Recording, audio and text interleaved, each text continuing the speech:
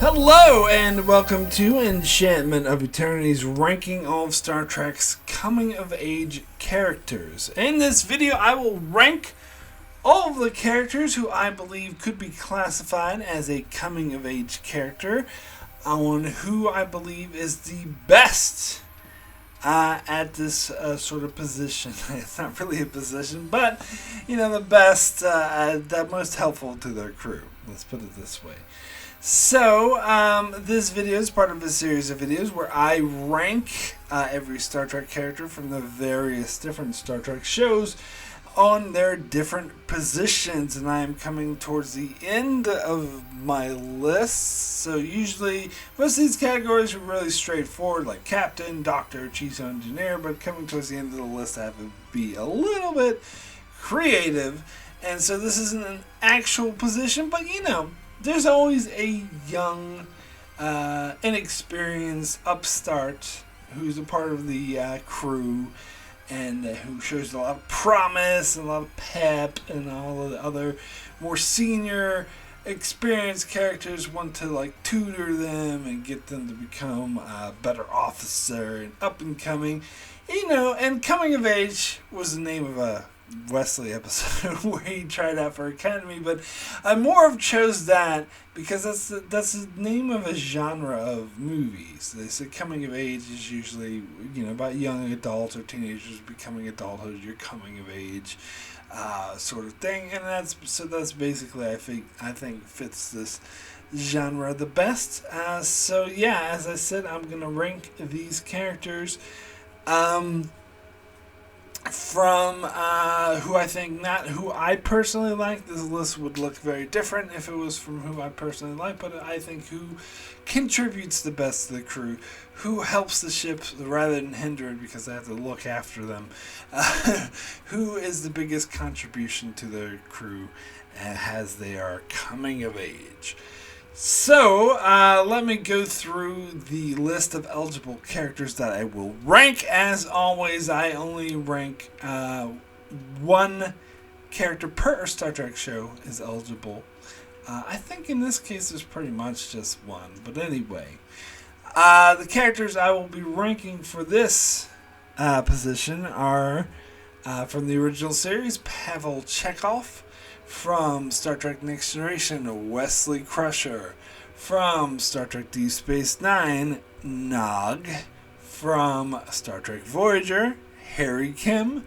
From Star Trek Enterprise, Hoshi Sato. From Discovery, Ensign Tilly. From Picard, Elnor. And from Star Trek Lower Decks, Brad Bonmore. So, let me go ahead and I'll just jump right into ranking these various upstarts, young whippersnackers, young upstarts, from who I think is the least contribution to the most contribution. I'll start at the bottom of my list with Ensign Tilly. Now, if I were to go by what the show tells me, she probably should be number one on my list. And I know some people might make that argument because she became the first officer of Discovery while she was still an ensign. But I am not going to play by that rule because that is contrived writing bullshit and one of the worst things the Star Trek franchise has ever done. And she did in no way, in shape, and form earn that position. And she was basically, the show writers just gave her that position because she was the only main character left. And so I am not factoring that in at all. Screw you, writer. I've done this before. If it's contrived writing, I don't go by it. Now, I do go by how Tilly was portrayed on Discovery and how helpful she was to the ship and to the crew, and that is very little. to be honest, she's usually just rambling. She gets in the way. She annoys the other crew members.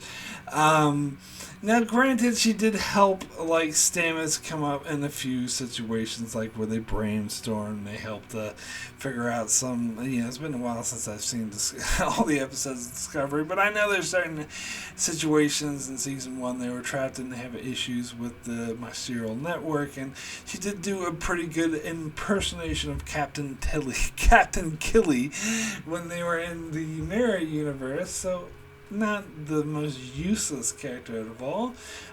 So I do acknowledge that she does have some benefits, although not enough to earn her a spot as the first officer. But I just think, comparatively speaking to these other characters on the list, I think she contributes the least.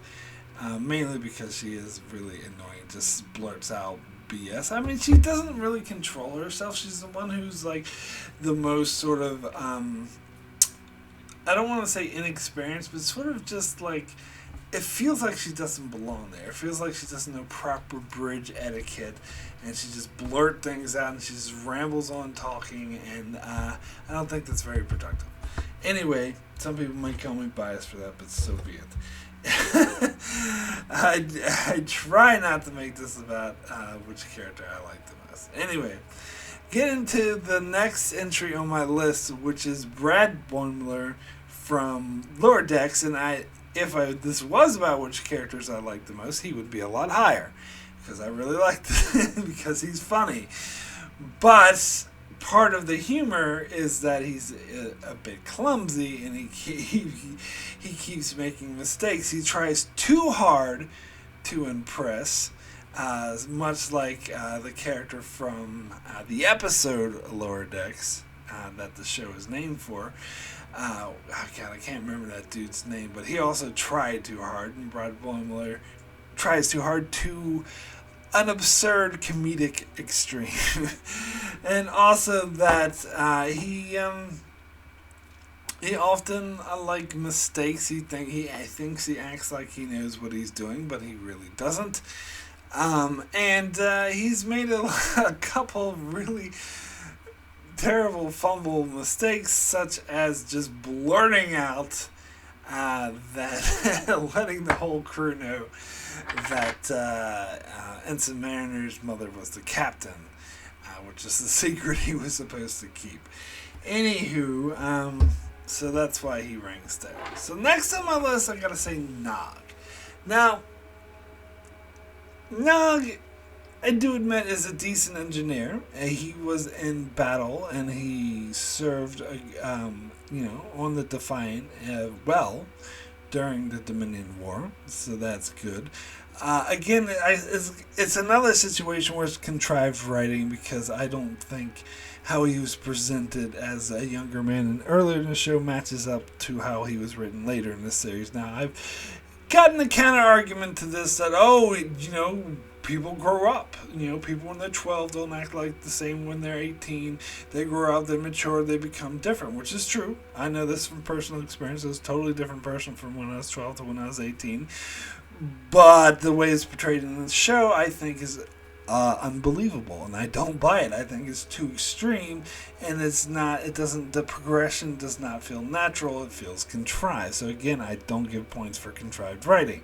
However, that being said, how they did write him in the later half of the series of Deep Space Nine, he was an effective officer, helpful. Even though he was I gotta take points away from him, which is why he doesn't rank much higher, is because he was an idiot that let himself get swept away with that Red Squad BS, where he actually outranked all of them and should have just taken command of the ship. But whatever, and he gets promoted to lieutenant by the end of the series, which I didn't think he quite deserved, but hey, at least wasn't first officer. Anywho, let me go ahead and get into the next entry on my list, which is Mr. Pavel Chekhov. I think Chekhov was a more His portrayal was more straightforward, less contrived, and more in line. And I could buy, especially since there was like a several decade jump between the show and the movies, that he would eventually become a first officer commander. Yeah, see, it takes 10 or 20, over 10 years to become a first officer, not fucking 1 year while you're still an ensign. Thank you. Anyway, sorry, I can't leave that alone. Anyway, so yeah, no, so his progression made sense. He's always been very helpful, even though he too is also a little bit annoying talking about how Russia created everything that they actually didn't create. But as an officer, when it came down to do his duty, he did his duty and he did it well, and he serviced the crew very well. And I think as you saw him as he got promoted, that he earned this promotion and he learned and matured and progressed. And so he came of age quite nicely. So Pavel Chekhov ranks high. So next on my list, I'm going to go with Wesley Crusher. Now, again, the contrived writing, it factors in because he saves the universe. Well, okay, someone pointed out that's hyperbole. Yes, not the universe, just the Enterprise, but still. He saves the ship several occasions, which is a bit ridiculous. But when I tried to think about, I tried to disregard that and put that out of my mind. He is still... He's a good officer. He's hungry for information. He knows his limitations, other than those times he saved the whole ship. And he knows that he knows that there's more experienced officers around him that he needs to learn from. So he's eager to learn. He's always listens to them, yeah, and he knows his engineering very well. Like, he came in handy during the Borg crisis during Best of Both Worlds. He's always there to help out Geordi. Sometimes, again, they got a bit contrived with how knowledgeable he was. But for the most part, yeah, he was very knowledgeable. And he's a real person. Like, when he went to Starfleet Academy, he got carried away with this, was squadron flying team BS and lied to cover up someone's accidental death. But in the end, Picard was able to talk him into doing the right thing. Now, eventually, Crusher Wesley didn't really come of age the way he was supposed to because he didn't become a Starfleet officer. He just ran off and went with the Traveler before he turned into total emo whiny brat and then ran off with the Traveler. But if I disregard that, I do consider that a bit, which is probably why the next person he ranks below the next person is because of that. But anyway, let me get into the next character on my list, which is Elnor. And it was a bit hard to rank Elnor because he actually barely appeared. We only got 10 episodes of Picard, and I think he appeared in episode 4 was his first appearance, so we've barely seen him. So he hasn't really come of age yet. But he's a promising young lad, and I think he has a bright future, and he's already a really interesting character. He's a badass with the sword who can chop people's heads off, and but Picard is trying to temper him from doing that too much, and he has that choose to live, where he gives his opponent the chance to choose for him not to kill him, which is also pretty badass. He still has a bit to learn, but as I said, he seems really open again as Picard as his mentor, which is the best kind of mentor you could have, and he seems more open and willing to do what's said, and yeah, he's just a total badass with the sword, so that's why he ranks at number 3. So now let me get into the next character on my list, my number 2, which is Hoshi Sato. She, in the first couple seasons, was incompetent, just as the entire crew of Enterprise was. And yeah, I'm not saying, they were inexperienced in space. I don't know. People in the 20th century and 21st century who knew nothing about space travel could do their jobs better because they didn't have any freaking common sense. So she was just par for the course for Enterprise. All the characters were like that. But Hoshi in particular was extremely seemed unqualified to be in space and naive at her job. But if you feel that way, Mark, why the hell did you rank her all the way at number 2? Because her progression was the biggest. Because of that, because that she was so incompetent and ill-prepared to be in space, the progress that she made while she was in the 4 short years the Enterprise aired was huge. And again, unlike the Tilly and the BS, it felt like a natural progression. Like, it totally bought it. And it made sense because at first she was always like one of the brightest, smartest experts in languages on Earth, which is why they recruited her, even though she had 0 experience in space.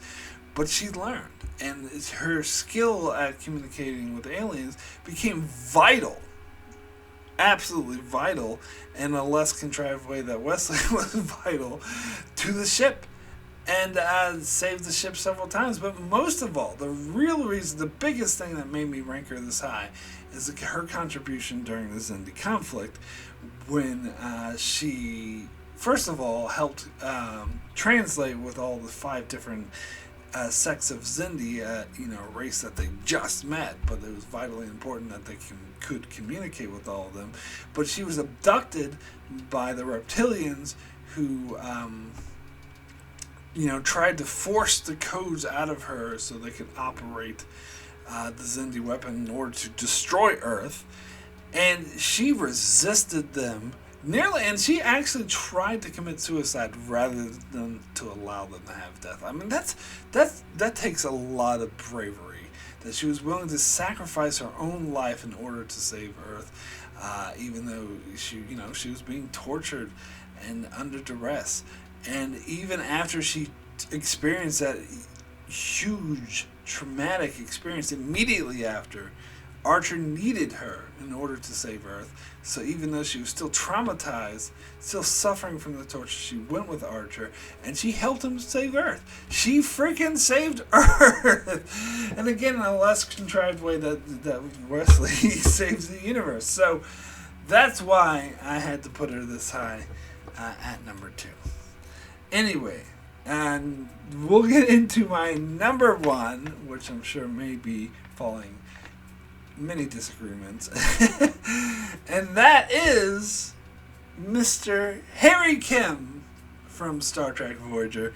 Now, Harry Kim, I personally think he's learned the most. And I think it's like the problem with Harry Kim, the contrived writing process, is the exact opposite of the problem with Tilly. Because Tilly, they promoted her too quickly, where Kim, he should have been a fucking lieutenant commander by the end of the show Voyager, but he was still an ensign, which that was stupid bullshit. Kim earned it a lot more than Tilly, I gotta say. Because, yes, at first he was naive, but again, just similar to what other characters, he was smart enough to learn from more experienced characters. He often challenged himself. He actually would, even in his naivete, would often be helpful to other crew members like Tom Paris, who really became a better person because of his friendship with Harry Kim. And Harry Kim, even when he had the opportunity to live in this parallel universe where he wasn't trapped in a Delta Quadrant, he was at home with his girlfriend, he did the right thing and decided to give that up, and mainly to help his friend Tom, whose life would have been ruined in that timeline. So that is a huge, huge thing as well. And also, the way Kim matured, he became a vital member of the crew. That was super helpful for the Voyager. He helped create the Astrometrics Lab with 709. And, and then just got... and when he had his furloughs into command, again, this is less contrived writing. It was actually much more believable when he had to take over Voyager, or when he led an away mission, and he learned from his mistakes, and he did a damn good job. I'm particularly thinking of the episode Warhead, where a intelligent super weapon of mass destruction holds the whole ship hostage, threatening to blow it up. Harry Kim is able to be diplomatic, talk the weapon down, and make it see reason, and he saved the ship. And again, less contrived way than Crusher. So, I have to give it. And good old, and he only got more experience as the show went on. As I said, by the end of the show, he should have been a lieutenant commander. I'm sorry. But anyway, my number one, Harry Kim. So that's it for my ranking of Star Trek's coming of age characters. Thanks so much for watching this. I believe I only have 2 of these left. No, 3. Sorry, I'm doing villains, ships, and then the Mary Sue character. And then I get to talk about Wesley again. Anyway, thanks so much for watching. Be sure to check out my channel for many more Star Trek videos and many more videos on many other shows, including The Expanse, Better Call Saul, The Outer Limits, and more. So be sure to subscribe so you can keep up with all of that. And thanks a lot for watching.